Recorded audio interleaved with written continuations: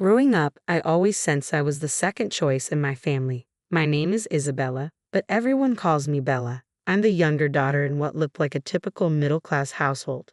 My sister Catherine, Katie for short, was the golden child. 3 years my senior, she had naturally blonde hair that seemed to glow in every photo. Mom never missed a chance to capture her perfect angel for the family album or on social media. I wasn't unattractive by any means. I had my own version of beauty with dark hair, hazel eyes, and what my aunt described as an interesting face. But in our household, interesting didn't quite cut it. Katie was the ideal, and I was simply there. The favoritism was glaring. When Katie needed new clothes, weekends would be spent shopping at the mall. When I asked for something, I'd hear, "Let's see next month, sweetie." Katie got the bigger bedroom because she needed room for her studying, and on her 16th birthday, she received a car while I was given a simple watch. Hardly anything special. The real blow came during our high school graduations. When Katie graduated, our parents threw a grand party, and Dad proudly announced they would fund her college education. She was set to follow in his footsteps and study to become a bank manager. Everyone raised a glass to her bright future. 3 years later, when I graduated with even better grades, I sat at the kitchen table with my college acceptance letters spread out before me, watching my parents exchange uneasy glances. "Honey," Mom began, avoiding my gaze, "we just don't have the money for college right now. The market's been tough, and with Katie's tuition," Dad jumped in, suggesting I work for a year or two to save up. I was left speechless. The same parents who had just bought Katie a brand new laptop for college were telling me they couldn't afford my education. That night, I cried myself to sleep, but it was the last time I would shed tears over their favoritism. The next morning, I set out job hunting. Within a month, I secured a position as a maid at the Grand Plaza Hotel, the fanciest establishment in our city. While Katie moved back home after graduating to save money, I settled into a tiny studio apartment across town. Living alone was challenging at first, but it beat staying at home watching Katie soak up our parents' endless attention. My apartment may have been basic, but it was mine. Each night, when I returned home exhausted from work, I felt a surge of pride in my independence. I dedicated myself to my job at the Grand Plaza Hotel, viewing every task as a chance to learn the hotel business from the ground up. "Bella, you're the only one who consistently gets perfect room inspection scores," Mrs. Rodriguez, the head housekeeper, praised me after just 3 months. "How do you do it?" "I just think about what I'd want if I were staying here," I replied, straightening my uniform. Within 6 months, I was promoted to head maid. That's when I first met James Richardson, the guest in room 742. He was distinguished looking, probably in his mid-40s, with salt and pepper hair and tailored suits. I noticed him watching me one morning while I oversaw the cleaning on the 7th floor. "Miss," he called out, "could I have a word?" What began as a simple question about extra towels turned into a 15-minute conversation about hotel operations. The next day, he happened to run into me again, and the day after that. "Join me for dinner tonight," he suggested casually on his 5th day at the hotel. "I know a lovely restaurant downtown." I straightened my shoulders and met his gaze. "Mr. Richardson, I appreciate the invitation, but I need to be clear. If you're looking for a temporary arrangement during your stay, I'm not interested." Instead of being offended, he laughed. "Fair enough, but my invitation stands. Just dinner, nothing more." I declined politely but firmly. He remained friendly and respectful for the rest of his 3-week stay. On his checkout day, he left me his business card. I tucked it away, thinking it would be the last I heard from him. But 2 weeks later, everything began to change. First, I was summoned to the hotel manager's office and offered a position at the front desk. A significant promotion. Before I could even settle into my new role, I was promoted to head of the registration team. A few weeks later, I became the assistant manager of the front office. Within 2 months of Mr. Richardson's departure, I found myself managing the entire front office. The speed of my advancement was dizzying. Although I knew I was good at my job, it felt almost surreal. Then the whispers began. "She must be sleeping with Mr. Blackwood," I overheard one receptionist say, referring to our hotel owner. "Did you see how fast she moved up? Nobody gets promoted that quickly without you know." I tried to brush off the gossip, but it stung. I had worked hard for every promotion, putting in late hours and mastering every facet of the operation. Yet people assumed I had slept my way to the top. In truth, I had barely met Mr. Blackwood, let alone had an affair with him. One Monday morning, Mr. Blackwood's secretary called to schedule a meeting, sending my stomach into knots. Unexpected meetings usually meant trouble. I knocked on his office door precisely at 2 p.m. "Come in, Bella," he called out. "Please have a seat." Mr. Blackwood was a tall man in his 60s with kind eyes that always seemed to be evaluating something. He shuffled some papers on his desk before looking up at me. "You've done exceptional work here," he began, "but there's something we need to discuss. Your position as front office manager typically requires a college degree in hospitality management or a related field." My heart sank. Here it was. They finally realized I wasn't qualified for the job. "I think it's time for you to go to college, Bella." I blinked, taken aback. "I'm sorry, what?" "The hotel will work with your schedule," he assured me. "We want you to get your degree while you maintain your position here." My mind raced. This was completely unexpected. "I don't know what to say," I stammered. "Thank you, but why?" He smiled and reached into his desk drawer. "I don't often take advice about personnel decisions from outside sources, but in your case, a good friend insisted I pay attention to you."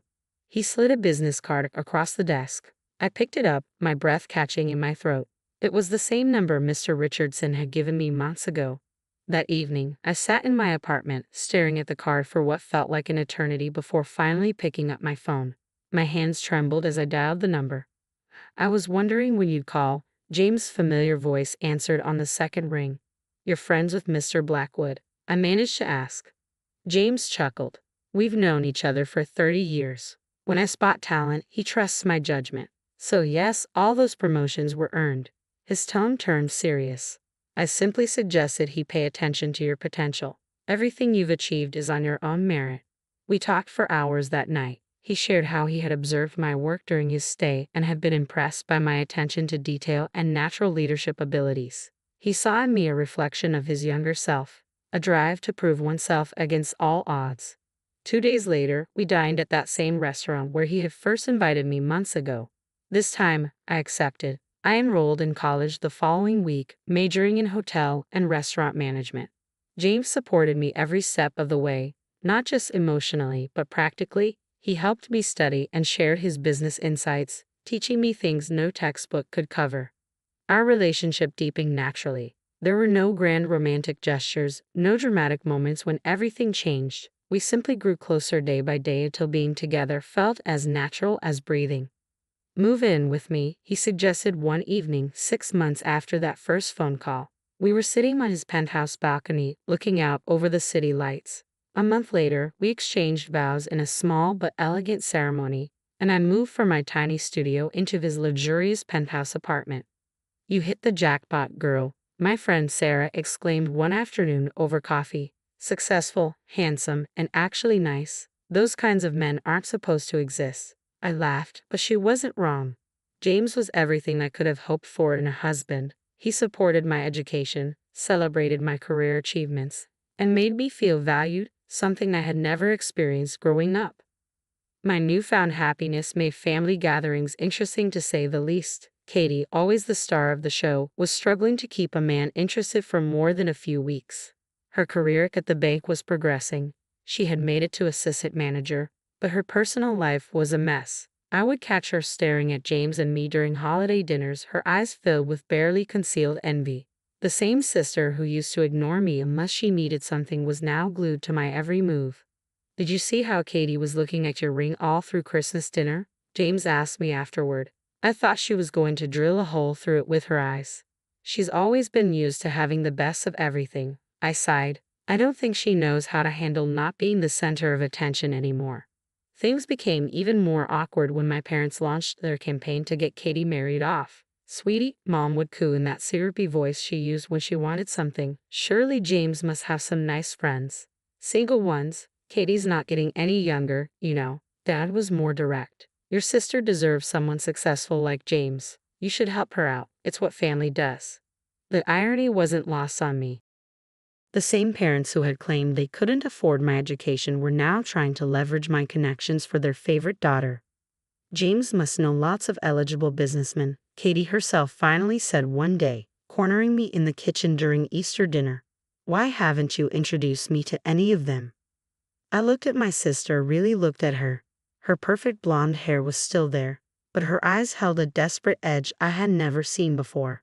Maybe because I don't want to be responsible for someone else's love life, I replied carefully. Besides, relationships aren't just about finding someone wealthy. Easy for you to say, she snapped. You already got the rich husband. I walked away from that conversation, convinced I had made the right choice to keep my distance. Something about Katie's attitude toward finding a wealthy man unsettled me. It felt less like she wanted love and more like she was hunting for a prize. I thought I had finally found my happily ever after. The next 2 years seemed to prove me right, at least on the surface. But slowly, almost imperceptibly at first, things began to change.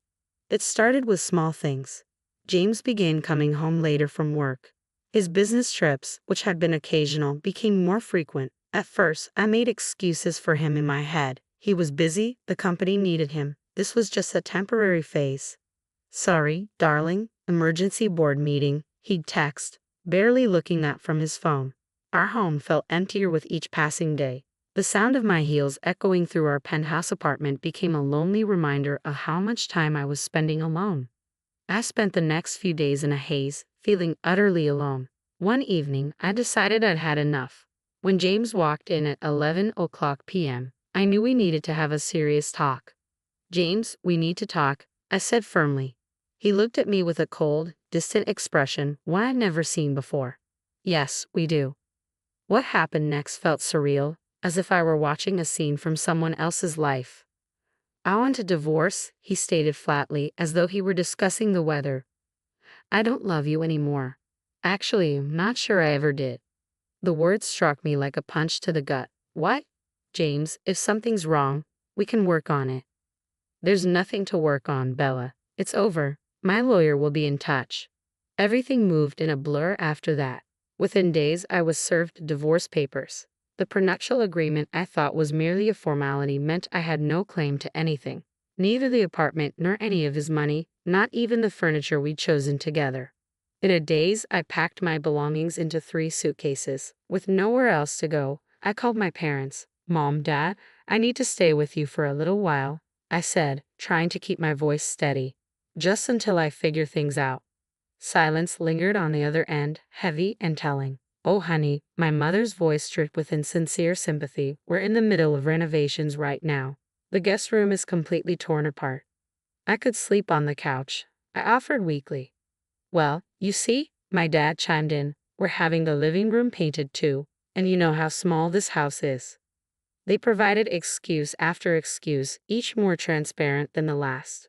What hurt the most was the barely concealed satisfaction in their voices. They were actually happy about my fall from grace. Eventually, I found a small apartment across town and threw myself into my work, but suddenly nothing went right there either. Every report I submitted came back with corrections and every decision I made was questioned. Finally, Mr. Blackwood called me into his office, the same man who had once championed my career but now couldn't quite meet my gaze. Bella, he said, shuffling papers on his desk, perhaps it would be best if you consider other opportunities. We'd be happy to provide a reference. Depression hit me hard after losing everything. For a month, I barely left my bed. The silence from my family was deafening. No calls, not even a text to check if I was alive. Thank goodness for Sarah. Get up, she demanded one morning, bursting into my apartment with coffee and bagels. This isn't the Bella I know. The Bella you knew had a life, I mumbled into my pillow. No, she insisted, yanking the curtains open. The Bella I know is a fighter. The one who started as a maid and worked her way up to management. The one who put herself through college while working full-time. That Bella is still in there somewhere. Thank goodness I'd always been careful with money. Even with the prenup, I had savings from years of working and living below my means. James had taught me one valuable lesson. Always have a backup plan. One sleepless night, staring at my ceiling, an idea struck me. I knew the hotel business inside and out. I had done every job from cleaning toilets to managing the front office. I knew what worked, what didn't, and most importantly, what guests really wanted. I'm going to open my own hotel, I told Sarah over breakfast the next morning. She nearly choked on her coffee. That's ambitious. I've got savings for startup costs, and I'll meet investors. I said, already jotting down lists on my phone. I know exactly what kind of hotel I want to create. I threw myself into research, created a detailed business plan, and started networking at a charity event for emerging entrepreneurs. There, I met two investors who loved my vision for a boutique hotel that combined luxury with personal attention. The first year was brutal. I worked reception during the day, did paperwork at night, and filled in for every position when needed. Once I spent 3 days doing housekeeping when my maid got the flu, but every exhausting moment felt different this time. I was building something for myself. Slowly but surely, the hotel began to succeed. Word spread about our personalized service and attention to detail. By year 3, we were turning a profit. By year 5, I had paid back my investors in full and the hotel was entirely mine. During all this time, my family remained silent. They had cut me out of their lives so completely that it was as if I had never existed. No holiday invitations, no family gatherings, nothing. At first, it hurt, but gradually I realized it was a blessing. Their absence meant no more comparisons, no more subtle put-downs, and no more feeling like a disappointment. I wasn't enough. Old habits die hard, so I found myself occasionally checking Katie's social media. That's how I learned she had finally found her wealthy man and had a baby. Her posts overflowed with designer baby clothes and exotic vacations, everything she had always wanted. 2 years flew by like a whirlwind. The hotel wasn't just successful, it had become the city's go-to destination for travelers seeking luxury with a personal touch. Travel bloggers frequently featured us, praising our unique approach to hospitality. One morning, I called my management team together. We should do something to give back to the community, something big. That was how the idea for our first charity gala was born. We transformed the hotel's grand ballroom into a glittering wonderland and invited local celebrities, business leaders, and the press. The event aimed to raise funds for educational scholarships for underprivileged students, a fitting cause given my own history with education. The gala was a massive success. Local TV stations covered it, and online news sites ran features about the rags to riches story of the hotel's owner. Suddenly, I found myself in the spotlight. 3 days later, my front desk manager called my office. "Miss Bennett, your parents are in the lobby. They're quite insistent about seeing you and say they won't leave until you come down." Taking a deep breath, I straightened my suit jacket and headed to the lobby. There they were, Mom and Dad, looking older but just as entitled as ever. "Bella," Mom rushed forward for a hug, but I deftly avoided her. "What are you doing here?" I asked coldly. "Your parents want to reconnect with their daughter," Dad said, trying to sound hurt. I laughed bitterly. "You weren't proud when I needed a place to stay after my divorce. You weren't proud during the 7 years you didn't bother to call." "Oh, that's water under the bridge," Mom waved her hand dismissively. "Families should stick together in hard times. Speaking of which," her voice dropped to a conspiratorial whisper, "Katie's going through such a difficult period. Her boyfriend left her, and now she's all alone with the baby. He won't pay any child support. Surely you could help your sister out?" Perhaps it was morbid curiosity or just a desire for closure, but something made me ask, "How exactly do you expect me to help Katie?" Mom's eyes lit up, thinking she'd found an opening. "You could talk to her baby's father, make him understand he needs to support his child." I couldn't help but laugh. And why would this man listen to me? I don't even know him. "Don't be coy, Bella," Dad snapped. "Of course, you know James. He was your husband after all." The world stopped spinning for a moment. The pieces suddenly clicked into place with sickening clarity. "Katie and James," I whispered. "Well, it's not like it was planned," Mom said defensively. "These things just happen." "These things just happen?" My voice rose. "My husband and my sister. And you knew? You knew all this time." "Katie and James fell in love," Dad said, as if that explained everything. "We couldn't very well take sides." "Couldn't take sides?" I was nearly screaming now. "You absolutely took sides. You cut me out of your lives. You refused to help me when I had nowhere to go. And now you have the audacity to come here and ask for my help." "Don't be so dramatic," Mom huffed. "Everything worked out for the best. Look at you. You have your own hotel now. So James did the right thing having you fired from your old job. Katie thought it would be too awkward for you to work there." I stared at my parents, these people who had raised me, who were supposed to love and protect me. In that moment, I saw them clearly for the first time, not as parents who favored Katie, but as willing accomplices in destroying my life. "Get out," I said quietly. Now, Bella, Mom started. Get out, I screamed. Security. Two of my security guards appeared instantly. These people are banned from the premises, I told them, my voice shaking with rage. They are never to be allowed in this hotel again, under any circumstances. Escort them out. You ungrateful little, Dad began, but the guards were already moving them toward the door. You regret this, Mom shouted. Family is all you have. No, I called after them. Family is supposed to love you, support you, protect you. You're not family, you're just people who happened to raise me. That was the last time I spoke to my parents. Through mutual friends and social media, I heard snippets of what happened after Katie and James' relationship imploded spectacularly. She posted daily rants about him on social media, calling him every name in the book while he threatened her with lawsuits for defamation. My parents lost most of their retirement savings in a bad investment and had to downsize their house. Meanwhile, my life took a wonderful turn. 6 months ago, I met Michael at a hotel industry conference. He's kind, successful in his own right, and most importantly, he loves me for who I am, not for what I can give him. We're getting married next spring. Sometimes, late at night, I scroll through Katie's angry social media posts about James, watching their dirty laundry get aired for all to see. I find myself laughing at the cosmic justice of it all. My sister, who thought she won everything by stealing my husband, now posts daily sob stories about being a single mom. James, who thought he'd upgraded to the better sister, is watching his reputation get dragged through the mud. And me, the sister they thought they destroyed, I'm thriving. My hotel is expanding to a second location next year. Michael and I are planning our future together. And most importantly, I'm finally free from the toxic family that never really loved me. Sometimes, the best revenge isn't getting even, it's living well and watching karma do its work from a safe distance, preferably with a glass of champagne in hand.